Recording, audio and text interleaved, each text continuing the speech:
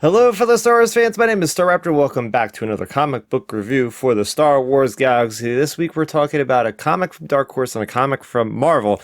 I did not get the Marvel comics in this week to talk about physically, but I did read Bounty Hunters number 37 through the power of digital through Amazon. But I'm going to start with Hyperspace Stories first. This is from Dark Horse Comics, Hyperspace Stories 8 out of 12. This one is called In the Darkness, written, of course, by Mike Moretzi with artwork by Andy Dugan.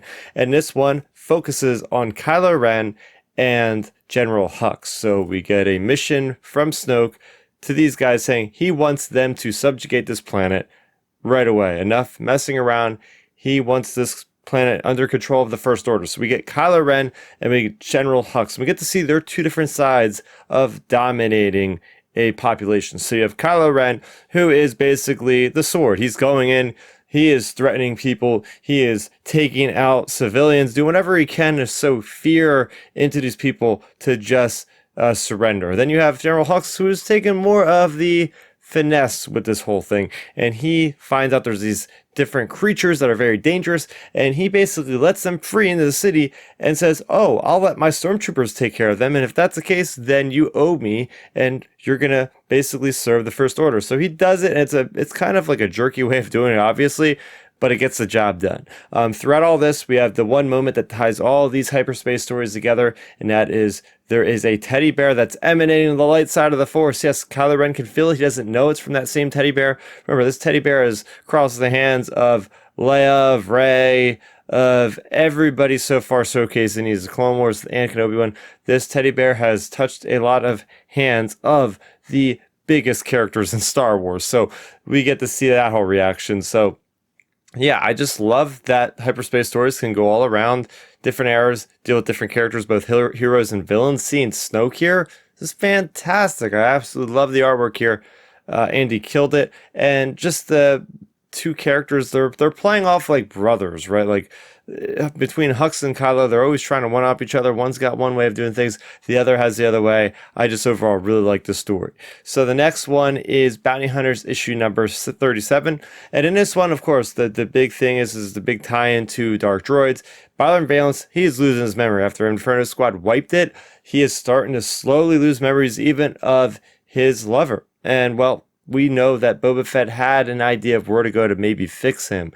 And they did this mission for Boba Fett, and that's where they are going now. These coordinates are going to the same location that Boba Fett's father was actually at. And Jango Fett, we get to see him shine in some flashbacks here. We see Jango Fett with his partner in crime there, Tar Klingson. And he is trying to get this guy to safety because he has been wounded on this heist. So we get to see a cool side of Jango Fett. We just don't really see Jango Fett all that much, which is why it's such an issue I really enjoyed. So we see Jango Fett taking him to this location that this guy gave him. His family has been protecting Ajax Sigma's people for a millennium.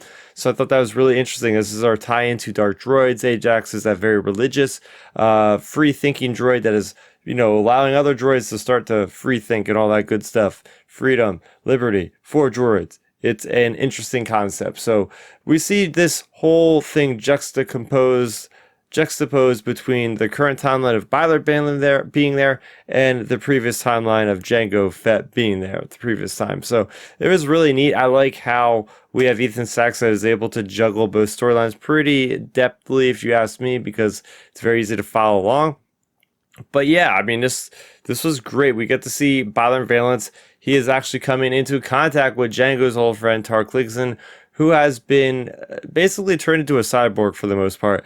And now this guy wants to basically extract all the information to basically kill Beilert Valance. We also have at one point that Zuckuss and 4LM, also on this bounty hunter crew of Valance, have gone a separate way to figure something out. And now they see that the Scourge is there. You see from that classic purple lens we've been seeing in all the mainline series. Yes, the Scourge have infiltrated this droid world. I believe this is a place that's picked from Legends, so it's interesting stuff there. But overall, the major takeaways is I like how the temper's rising in the crew. We have the character of Tianga, who is the ringleader of all this, and she's not quite getting everybody's undivided attention because they are really apprehensive about this whole mission. Overall, they think Valance is going to be a lost cause, he's going to lose his memory, and he's never going to get it back, and they're going to lose out on all this. We don't know, but again, my major takeaway is, oh my gosh, we got some awesome Jango Fett stories. Please, can we just get a good mini-series or a good maxi-series all about Jango Fett? There's so much mystery that's shrouded. The only thing that we know is from the Legends comics, or yeah, probably Legends comics, and the Legend video game Bounty Hunter, which I absolutely loved, dealing with the Bando Gora and Count Dooku and all that. But yeah, we get to see Jango Fett shine with his piloting skills in the Slave One.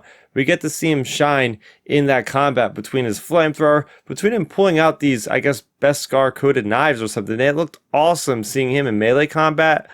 That's cool. I want an action figure of Jango Fett with daggers. But I can go on and on with Jango Fett. But I just really like this issue. So there you have it. That's what's happening in the Star Wars galaxy in comic book form. For more on Star Wars Comic Talk, I am live on the Star Wars Underworld podcast for their Tractor Beam with Matthew Neugebauer. Usually every Thursday around 12 p.m. Eastern Time, we go live talking about these very comics in more detail than I talk about solo. So if you want to check that out, check it out. And also, I've been talking about Ahsoka on the channel, do companion videos, check those out. And I do my podcast, Out of Room Transmission, every Sunday around 7 or 8 p.m. Eastern Time. So a lot to look forward to, and a lot to keep track of. And that's why you want to subscribe to the channel and hit that bell icon so you'll be notified when future videos go live. That's going to do it for me, Starrapter. Thank you so much for watching, everybody. And may the Force be with you always. Thanks for checking out the video. Please hit that thumbs up symbol. It helps me know that I'm making content that you guys enjoy. And if you enjoyed this video, I also include 2 videos down below you guys should check out. And please consider subscribing to this channel. It helps support me and it notifies you guys of when I get new videos up on the channel. You can also contact me on Twitter, Facebook, and Instagram at Starrapter.